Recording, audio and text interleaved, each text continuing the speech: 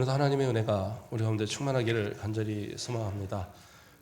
우리 특별 새벽기도 다 보시는 얼굴들인데 또 모처럼 특별자가 하나 붙으면 피곤해요. 괜히 안 걸리던 감기도 걸리고 괜히 또 온몸이 쑤시기도 하고 요즘 또 코로나도 아직도 또 이러다 보니까 코로나도 또 걸리기도 하고 그런 여러 가지 일들이 일어납니다.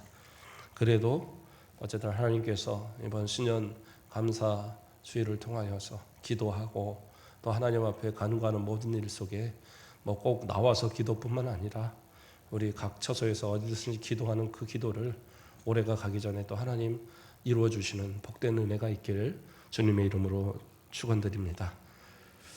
자, 오늘 말씀의 제목 진리의 성령입니다. 지난주에 우리가 진리의 성령님이란 뜻이 뭐냐?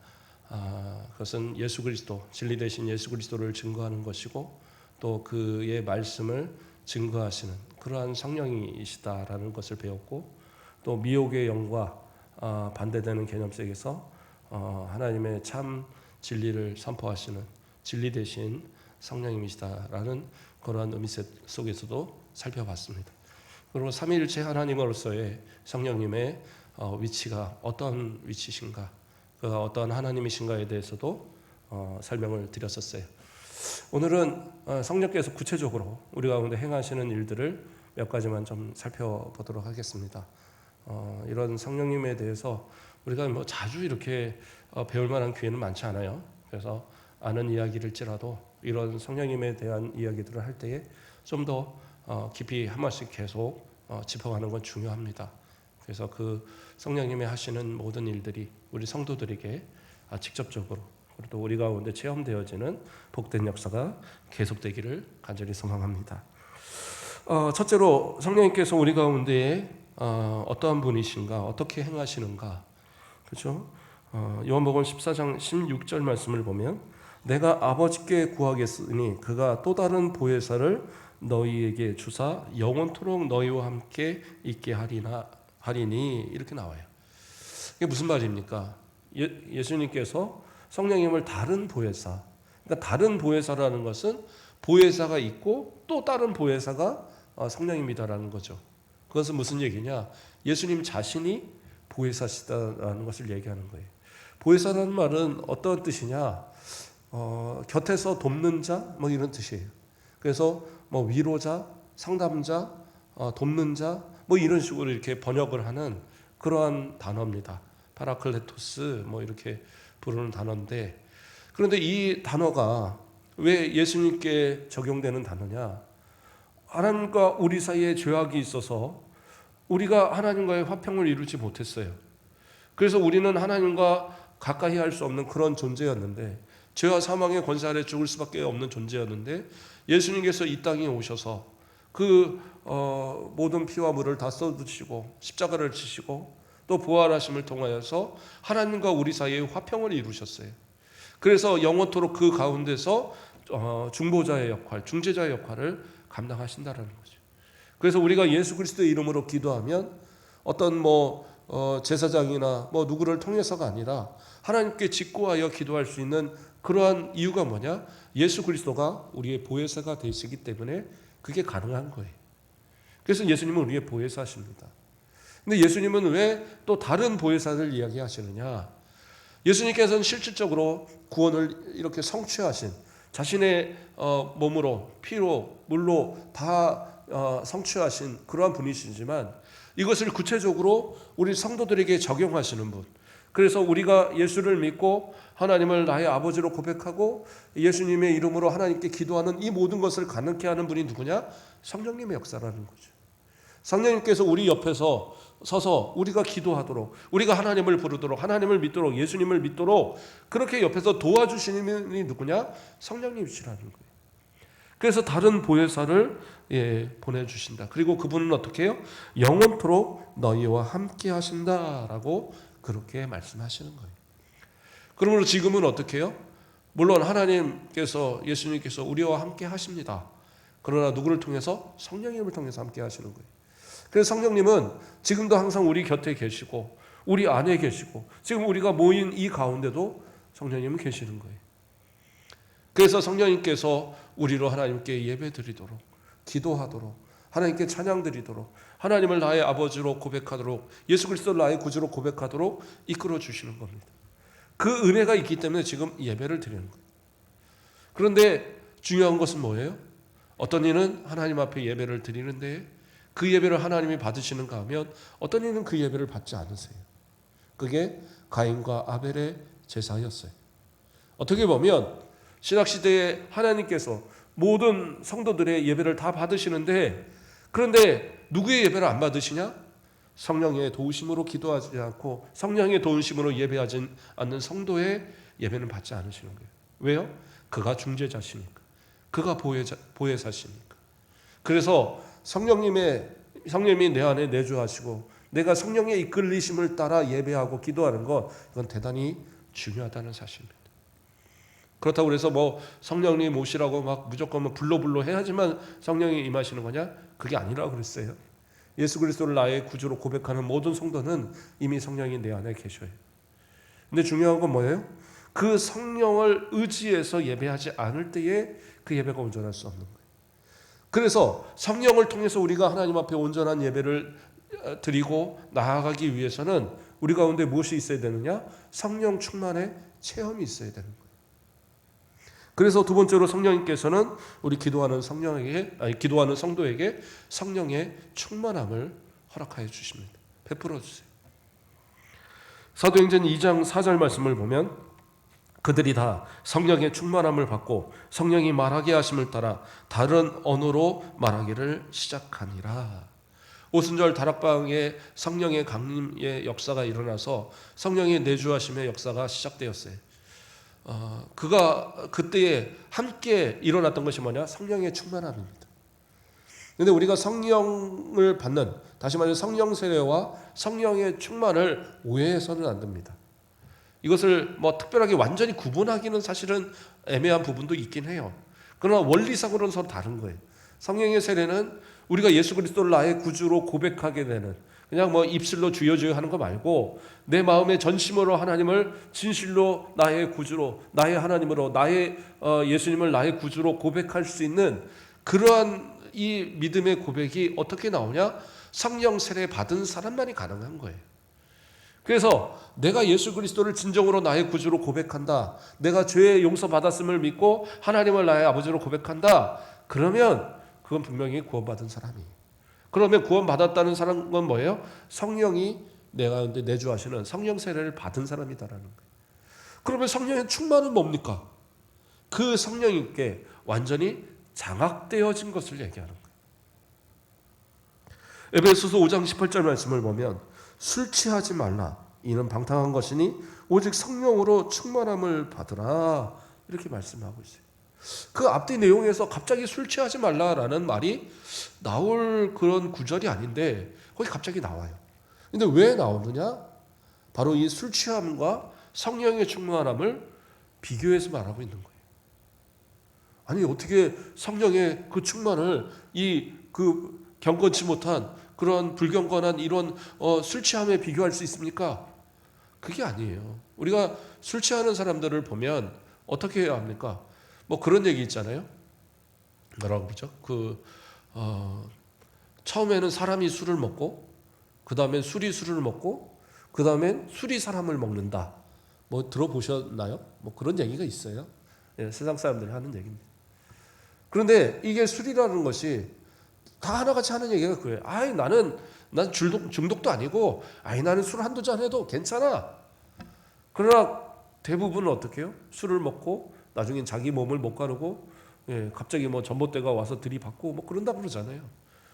그리고 집이라고 열심히 집에 가서 잘 잤구나 했는데 문 밖에서 그 신부집 깔아놓고 자고 있더라. 뭐 이런 얘기들이 많이 심심치 않게 듣는 이야기입니다. 왜 그래요? 술에 완전히 장악되어서 그래요. 자기의 지각이, 자기의 생각이 그 술을 이기지 못하는 거예요. 그러니까 술이 나를 이끄는 대로, 술에 이 취하여서 술이 이끄는 대로 그냥 이 무식 중에 행동하는 그러한 모습들. 그런데 성령의 충만함도 사실 그러한 모습이 분명히 있어요. 이게 무슨 얘기냐? 그동안에 내 뜻과 내 생각대로 살아가던 모든 그러한 삶의 모습들이 예수 그리스도를 나의 구주로 고백하고 또한 성령이 내게 충만하게 임하면 그때는 어떻게 되느냐? 성령의 이끌리심을 따라 살아갈 수밖에 없는 그런 모습이 된다는 거예요. 그 전까지는 아무렇지도 않게 행했던 일들이 어느 순간 이게 죄구나라는 생각이 드니까 그것을 못하겠는 거예요. 그렇죠?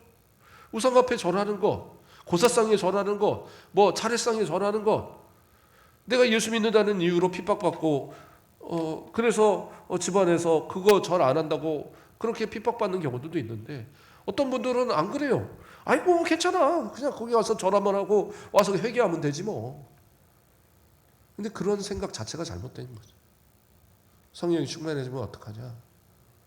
감히 그 앞에서 무릎 꿇고 머리 숙일 수 있는 그런 담대함이 없어요.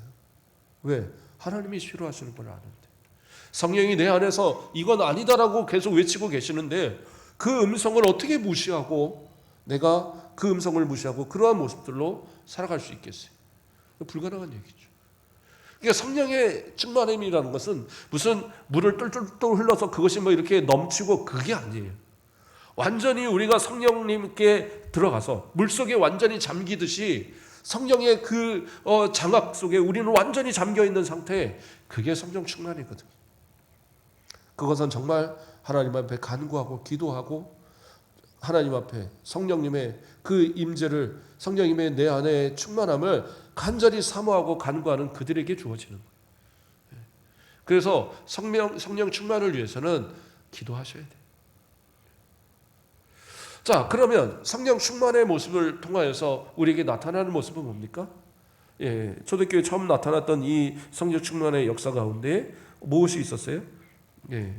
다른 언어들로 말하기 시작하니라. 방언의 역사가 있었죠. 그리고 이것이 고린도 교회로 가서는 상당히 많은 은사로 확 이렇게 뭐라고 할까요? 완전 꽃을 피우는 그런 상황이 벌어집니다. 그래서 고린도 전서 12장 9절에서 11절 말씀을 보면 다른 사람들에게는 같은 성령으로 믿음을, 어떤 사람에게는 한 성령으로 병 고치는 은사를, 어떤 사람에게는 능력 행함을, 어떤 사람에게는 예언함을, 어떤 사람에게는 영들 분별함을, 다른 사람에게는 각종 방언 말함을, 어떤 사람에게는 방언을 통역함을 주시나니 이 모든 일은 같은 한 성령이 행하사 그의 뜻대로 각 사람에게 나누어 주시는 것이니라, 이렇게 말씀하고 계세요. 그러니까 성령의 충만함을 통해서 우리 가운데 나타나는 것이 뭐냐? 은사라는 것들이죠. 근데 어떤 분들은 이 은사를 오해하는 분들이 있어요. 은사는 뭐예요? 한 성령이 행하사 그의 뜻대로, 성령이 원하시는 뜻대로, 그리고 뭐예요? 각 사람에게 나누어 주시는 것, 각 사람의 필요에 따라서 그가 감당해야 될 사명을 위해서 주시는 것이 은사예요. 그래서 다 똑같을 수가 없어요. 지금 그 얘기를 하는 거거든요. 다 똑같은 은사를 받을 수는 없다라는 거예요.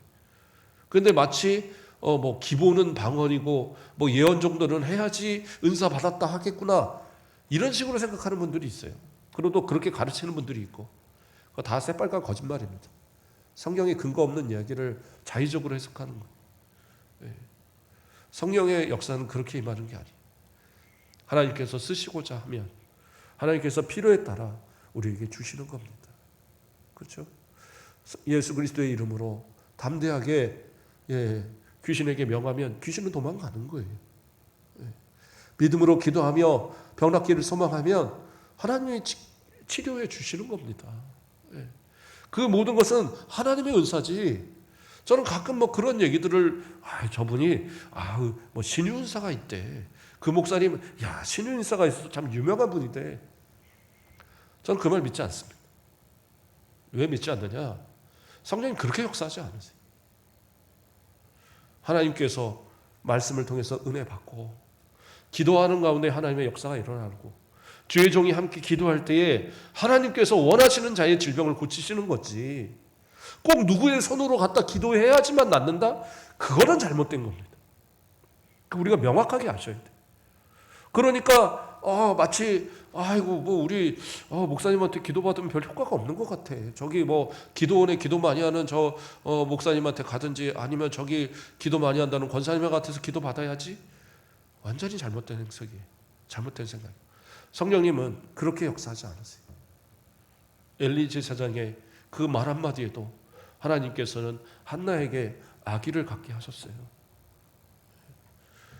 그것은 하나님의 뜻이지 엘리 제사장의 능력이 아니었잖아요.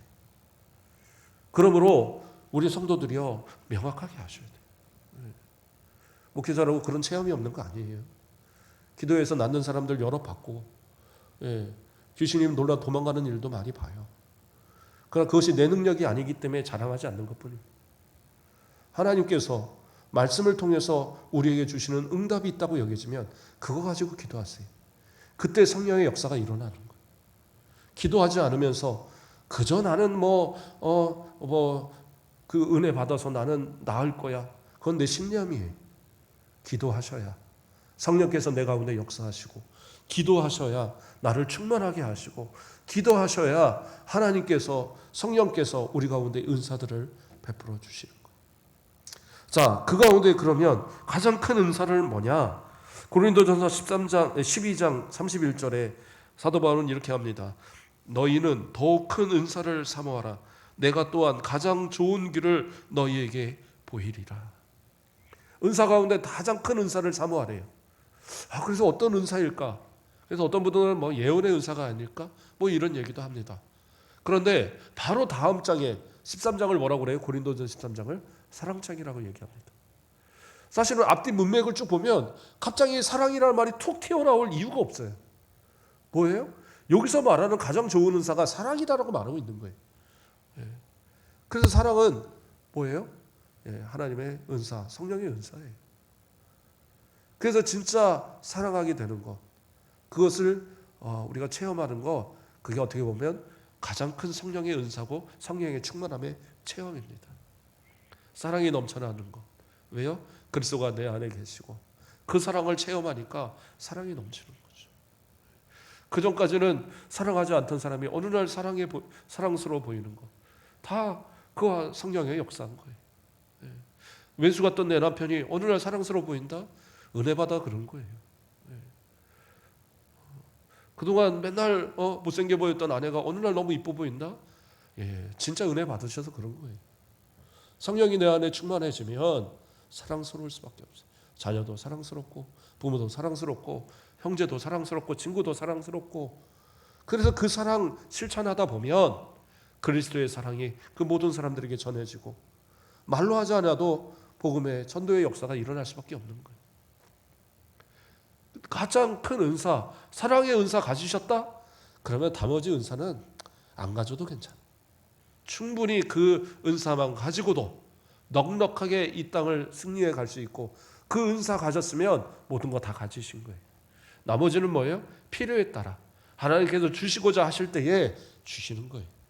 그리고 내게 지금 그 은사가 없다? 그거 매달리지 마세요. 필요 없으니까 안 주시는 거예요. 그러나 정말 내가 필요할 때 하나님께서 나를 통해서 역사하시는 은혜가 있을 거라는 사실입니다. 자, 세 번째로 성령님께서는 어떠한 역사를 일으키십니까? 우리를 변화시킵니다. 물론 사랑도 우리를 변화시키는 거지만 갈라디아서 5장 22절에서 23절을 보면 성령의 9가지 열매를 설명하십니다. 오직 성령의 열매는 사랑과 희락과 화평과 오래 참음과 자비와 양선과 충성과 온유와 절제니 이 같은 것을 금지할 법이 없느니라. 무슨 말이에요? 우리의 삶의 부분들이 이러한 모습으로 변화되어진다라는 거예요. 그렇죠? 그래서 그동안 내가 사랑하지 못하던 사람이 사랑의 사람으로 갑자기 바뀌어 있고, 내가 불평과 불만이 있던 사람이 희락의 모습으로 바뀌어 있고, 그렇지 않아요?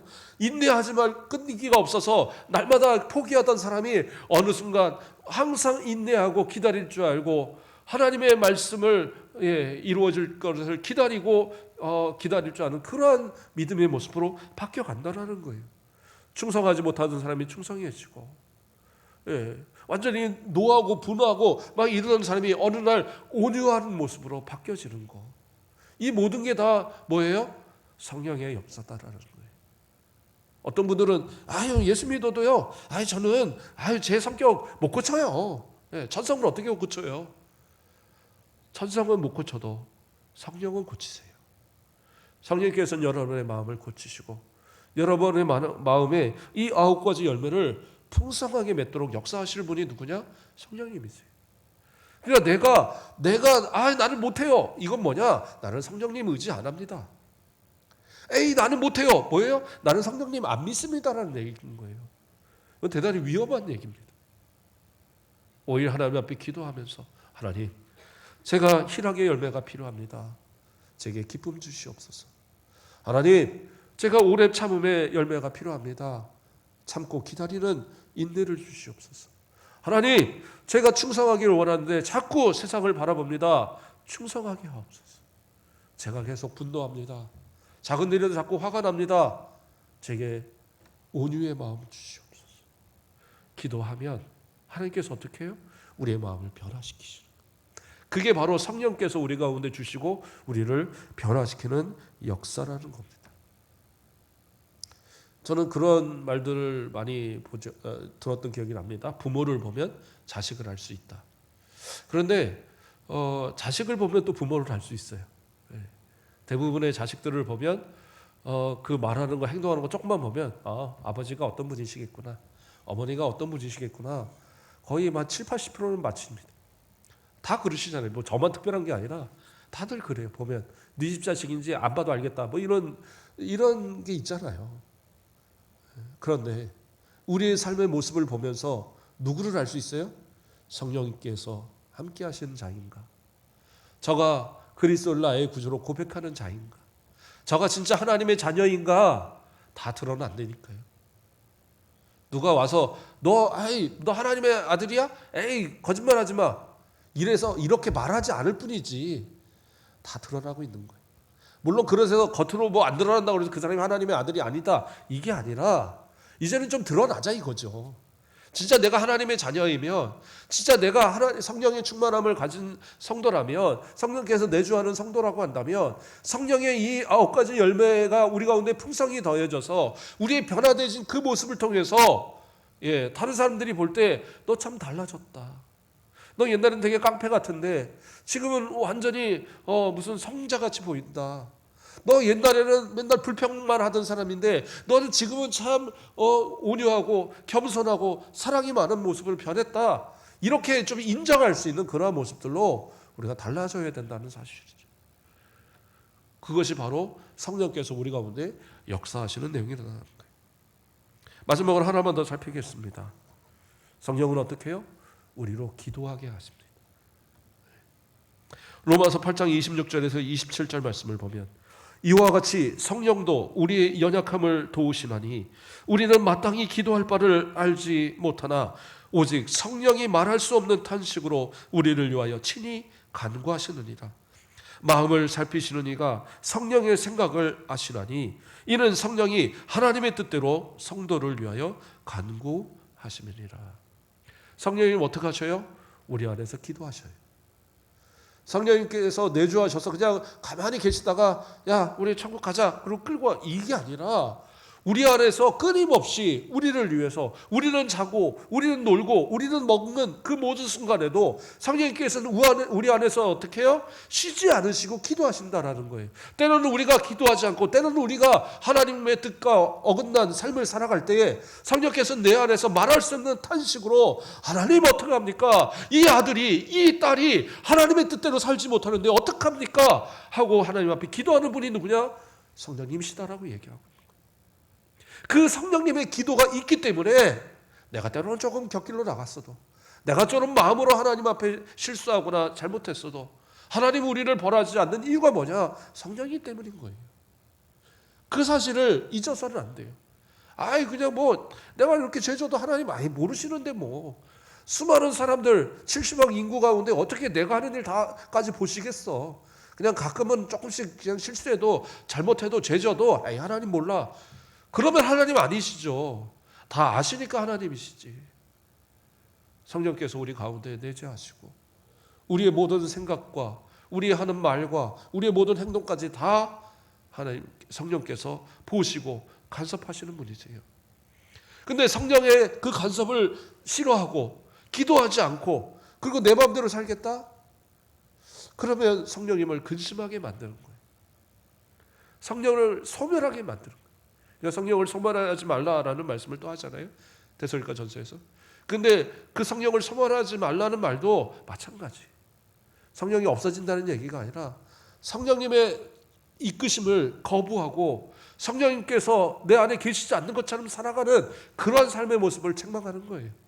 그러지 말라는 거예요.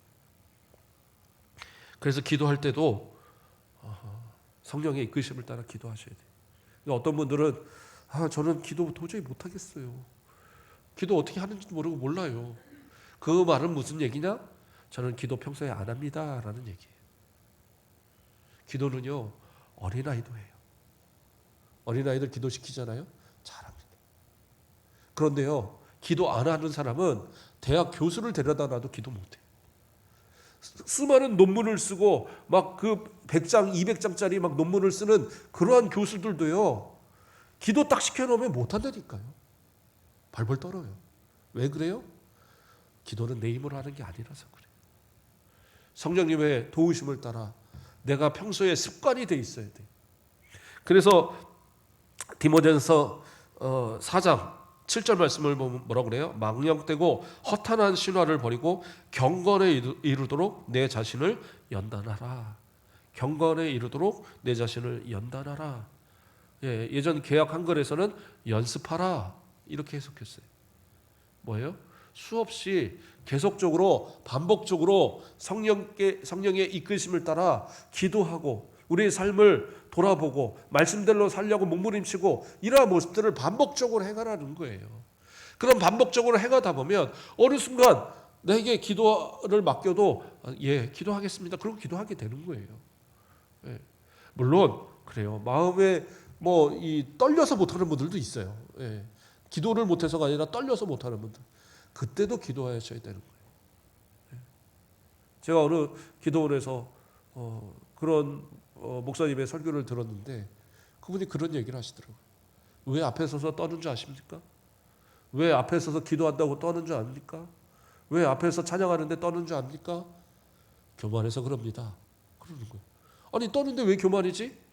사람들의 눈을 생각해서 사람들의 손가락질을 당할까 봐 하는 두려움에. 그러나 하나님만 바라본다면 진짜 예수님만 바라본다면 왜 기도하는데 떱니까? 그러지 마십시오. 저는 그 말이 되게 충격이었고 저는 그 말이 진짜 아멘으로 받았어요. 그래서 저는 제가 전도사 때 그 설교를 들었는데 그 뒤로부터는 설교하러 올라갈 때마다 항상 기도하는 것이 교만하지 않게 떨지 않게 하나님 앞에 준비한 걸 다 전할 수 있도록 도와주세요. 이런 기도를 합니다. 우리 성도들 저는 부탁드립니다. 기도의 습관이 연습이 이루어지시고 경건의 삶이 연습되어지고 날마다 성령께서 인도하시는 모든 그 역사가 우리 성도들 가운데 다 장악되어져서 성령 충만한 모습으로 오직 성령의 이끄심을 따라 이 땅을 성령의 9가지 열매 우리의 삶 가운데 이루어지고 성령의 이끄심을 따라 저 영원한 천국까지 나아가는데 정말 세상에 어떤 것 부럽지 않고 주님과 더불어서 승리하는 그러한 천국의 소망을 가지고 승리하는 우리 모든 성도들 되길 주님의 이름으로 축복드립니다. 기도하겠습니다. 사랑의 하나님 감사를 드립니다. 우리가 오늘 성령님의 우리에게 하시는 모든 일들을 또 살폈습니다.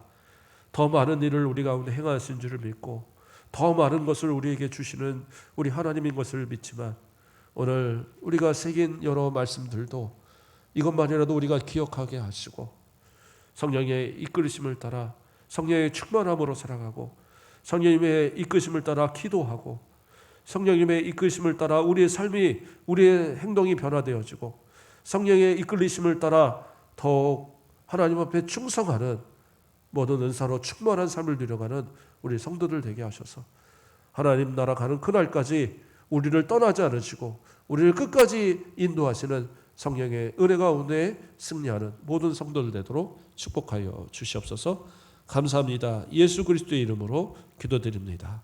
아멘. 감사합니다. 혹시 찬송 준비됐나요? 네. 우리 제가 안 갖고 올라가는데요.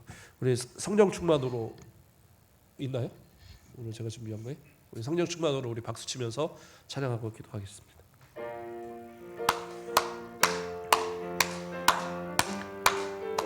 죄송합니다. 그게 아닌가 봐요. 예. 제가 안 갖고 올라왔어요. 뭐 어떤 곡이죠?